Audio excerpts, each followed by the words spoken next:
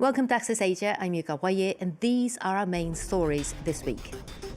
China has strongly condemned the United States' military action on Venezuela, Beijing's longtime strategic partner. So how will Maduro's capture affect its strategy in Latin America? We'll put that question to a leading expert. Humanoid robots are the next big thing. They're already starting to reshape the workforce and industries. We'll get the latest from a tech editor and look at how China is dominating the market. They light up the sea in green at night, so bright it's visible from space. We'll take you behind the mysterious glowing boats that fill the Gulf of Thailand at this time of the year. The United States military attack on Venezuela and capture of Nicolas Maduro has sent shockwaves around the world. China issued a sharp rebuke, describing the event as kidnapping and an invasion. Amid reports, Washington asked Caracas to cut ties with China, Russia and Iran as part of a deal to get its oil flowing into international markets again. And after the US seized tankers carrying sanctioned oil, Beijing has stepped up the rhetoric. The US arbitrarily seized foreign vessels in international waters in serious violation of international law. China has always opposed illegal unilateral sanctions that lack legal basis or authorization of the UN Security Council and opposed any act that violates the purposes and principles of the UN Charter and infringes upon other countries' sovereignty and security. Well, for more analysis, let's bring in Tsang, Director of the SOAS China Institute in London. Thank you so much, Steve, for joining us. Pleasure. Now, China has built a strategic relationship with Venezuela, which started during the time when it was still a big economy in South America. And after the US imposed sanctions, China became the largest buyer of Venezuelan oil and provided billions in oil-backed loans. So how much does Beijing stand to lose then in the current situation? Well, Beijing both loses and gains from the American adventure into Venezuela. It loses in terms of potentially its immediate access to the oil in Venezuela. It loses in terms of Venezuela as an export market for Chinese weapons.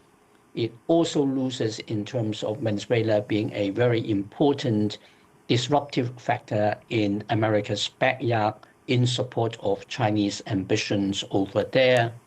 But it gains by Donald Trump completely destroying the basis of the liberal international order, showing America is completely hypocritical, strengthening China's appeal to the global South that China stands with them, the United States stands against them. And do we get a sense of how and if things will change for China that's been trying to expand its diplomatic and economic clout in the Latin American region? Well, in the Latin America region, it is clearly a significant setback for China, not only because it has effectively lost control of the friendship of the Venezuelan government, but also the example of what happened in Venezuela on other Latin American countries. Other Chinese friends in the region will now be more cautious in how they engage with China in order to avoid Donald Trump doing something similar. So that is clearly a major setback for China. But China's ambitions is global, not just regional, not just in Latin America. China has been stepping up the rhetoric, but at the same time, it's as it's always done since the trade war started last year, it's sort of positioned itself as the guardian of international order against an increasing erratic Donald Trump. Will that even continue? Well, I think that is exactly what the Trump operation in Caracas has delivered for China in the positive way. Donald Trump has simply reinforced the image that the United States is not upholding the liberal international order any longer, is undermining it. The United States is a force for disruption, and in contrast, China is a force for stability and order and for supporting the smaller countries in this world where the United States simply behave as a very bullying hegemon. On the other hand, though, could the US action be interpreted as an open invitation to China to invade Taiwan, for example? Well, it certainly will have an effect in terms of the Chinese will be seeing that if they can do a operation in Taiwan like the Americans had done with Maduro, that would be wonderful for them. But they're not doing it, not because of any US messaging, but because they cannot do it. Well, and that doesn't change by the fact that the American military had managed to deliver a brilliant military operation in Caracas. If the Chinese can do it, they will do it. They will take on the Taiwan issue at a pace and in a format of their own choosing, rather than have it being dictated by what Donald Trump does or does not do. Because it doesn't even consider it as a sovereign state, of course. Well, Steve Tsang, thank you so much for your analysis. Thank you. Now, Korean car giant Hyundai says it will start rolling out humanoid robots in its factories from 2028. They will carry out menial, repetitive tasks. The company is eager to stress that their deployment will create human jobs in maintenance and training rather than replace everyone. France 24's technology editor Peter O'Brien joins me for more. Hi, Peter. Hi, Yuka. So, what did you make of that announcement? Well, spare a thought for the Hyundai workers at the mega factory in Georgia. Not only did they, back in September, suffer a massive immigration raid, of course that's not directly linked to this story, but now they're having to look at their executives show off the very latest features of these robots that can perform tasks they claim as well as the humans themselves can. So look, Hyundai is hoping to roll out 30,000 of these robots a year. That, to me, signals that we are moving from an experimental phase of these humanoid robots to one where they are actually being put into use, at least in controlled factory settings. So humanoid robots are no longer just a trade show novelty? No, I mean, look, they will remain a novelty. They'll remain funny to watch when they fall over and do silly things at trade shows. And look, we at France 24 are among the many news channels that loves playing these pictures in our bulletins because they can be frankly hilarious. But look at how important this is as a strategic technology. And you only need to look so far as the trade show floors to realize how big these humanoid robots have become. Not only that, how dominated they are by China. Look at CES in Las Vegas this week. More than half of the humanoid robots on display were from Chinese companies, making cocktails, boxing, playing ping pong. In any case, China is keen to show that it's supreme in this area of technology. So there's serious competition that's heating up, but just how dominant is China then? Very. Omdia research shows that Chinese firms accounted for almost all of the 13,000 humanoid robots that were actually shipped last year. And Morgan Stanley research shows that in terms of patents in recent years, China has produced 5 times as many as Japan and 4 times as many as the US.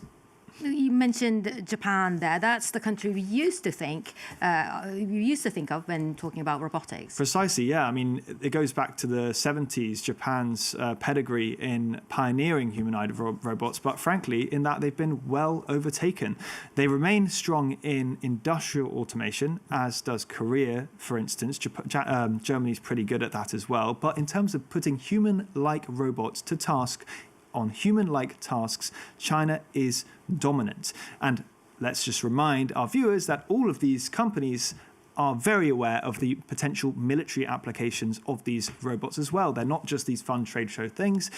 Companies scaring the scary dog-shaped military robot there. They've been put to work in military and security contexts as well. The companies are well aware of it. And as the Chinese Defense Ministry put it in a paper of theirs, when flight came along, the Wright brothers had no idea how useful aeroplanes would be in war.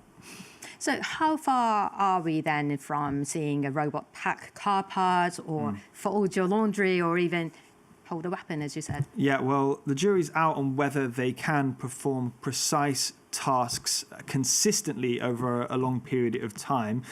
In terms of controlled environments like factories, yes, Hyundai's 2028 target is probably realistic. In terms of, as you say, doing complex tasks around the house or, loading artillery, yeah, we're probably still a few years off. And the key to that will be something called neural networks, which is the technology behind chatbots like ChatGPT and Gemini. That's why AI has got so good recently. And it also is going to be the next key to unlocking the next phase of intelligence for these robots. That's why Hyundai also announced a partnership with Google DeepMind. They're hoping to make their Atlas robots not think for itself per se, but at least get better at thinking on its feet. Well, Peter, thank you for all that. Now, take a look at this image. It's a photo taken from the International Space Station showing the Gulf of Thailand dotted with neon green lights. They're fishing boats using hundreds of green LED lights to attract plankton and the squid that feed on them. Laurent Bersecker has the story. The sea transforms into a star-sprinkled sky, lit up by thousands of lanterns, deployed to catch a prized animal, the elusive squid. In December, this constellation shines so bright, it can even be seen from space. Lower the net. For 30 years, Som Kwan and her husband have orchestrated this nightly ballet in order to capture the precious mollusk. The green light makes them gather around the boat, and when we switch it off, they all rise to the surface. Tonight's catch has been good. 30 kilos of squid ended up in Som Kwan's net. At 70 years old, she's the only woman in her village to go out at sea. Others are afraid of the waves and the wind. They're too scared to come out. But me, I've been doing this since I was young, and I'm very proud of what I do. Squid fishing is also at the heart of this coastal region's commercial activity. In the small village of Banfe, half a dozen employees clean, slice, and spread the squids on large panels to let them dry in the sun. On some days, we receive up to 600 kilos of squid, so employees need to clean over 100 kilos each. A scaled-up production to meet Thailand's growing appetite for the mollusk. But this local delicacy first needs to be properly cooked. This chef and restaurant owner is busy preparing a traditional squid-based dish, a calamari soup. I add a bit of ink and it turns black. It gives it a sweeter taste and brings out the flavor of the calamari. The dish is a hit in Thailand and beyond. With over 100,000 tons produced each year, the country has become one of the world's biggest squid exporters. That's it for this week's edition of Access Asia. Thanks for watching, but do stay tuned if you can. There's more world news coming up.